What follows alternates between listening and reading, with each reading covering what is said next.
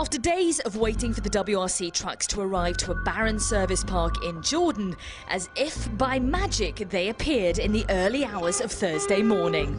But it was not a magical force that assembled the structures that form the Ford Abu Dhabi World Rally Team service area. It was instead the hard work of a dedicated team.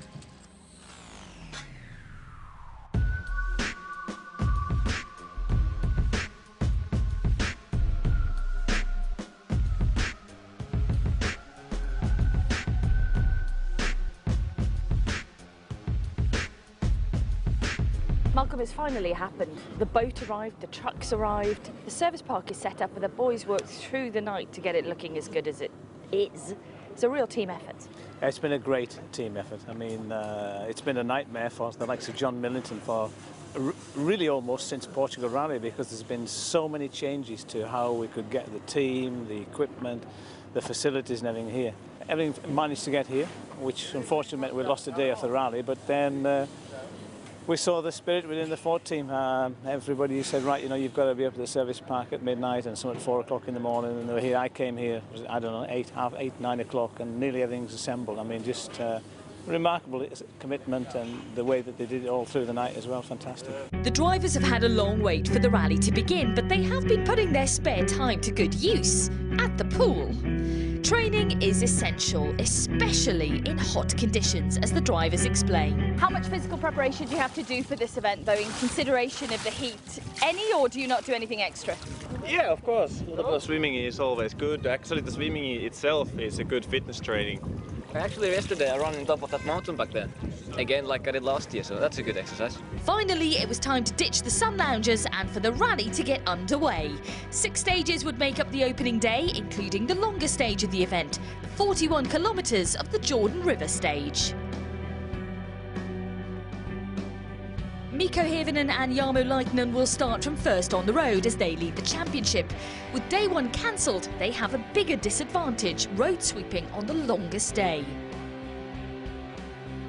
Jari-Matti Latvala and Mika Anttila start from third on the road.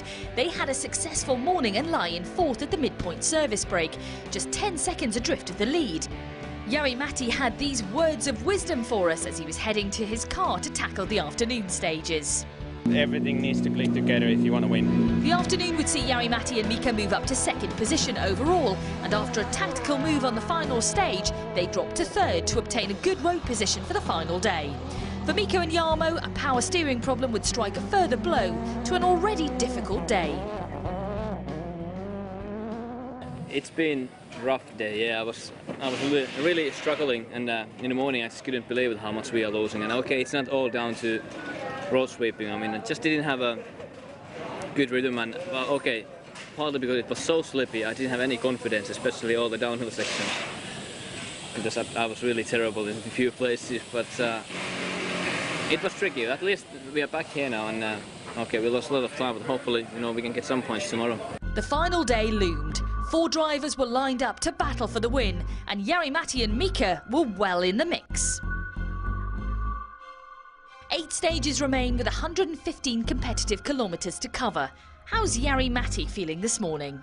Well, it's not easy, but winning is never easy. If you want to fight, we need to fight, and we are going to do our best and a little bit more top of that, and we will see at the end.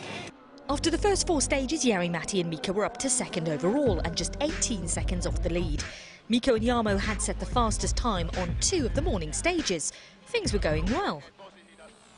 4 stages remained and Jari-Matti and Mika were fastest on the first 3, taking the lead of the rally on the penultimate stage, a lead of just half a second. Tensions were running high back at the service park as the team watched closely, but this time it was not to be. Jari-Matti and Mika lost out to Sébastien Ogier, whose winning margin now becomes the smallest in the sport's history, just 0.2 of a second. They take away second position from Jordan, Mikko and Jarmo take away fourth, and 2 extra points scored on the power stage. Jari-Matti is second position. You've lost by the smallest ever winning margin to Sébastien Ogier, though. It's a great battle, but you must be disappointed. Yeah, I can't deny it. Yes, I'm disappointed. It's been so close. I did so hard work in the afternoon. I really wanted to win this. I did a big effort for it, and then I lose it at the last stage by 0.2. Of course, it feels bad, but I know Osier lost it last year in New Zealand and the last stage, and I won it. So somebody needs to lose it.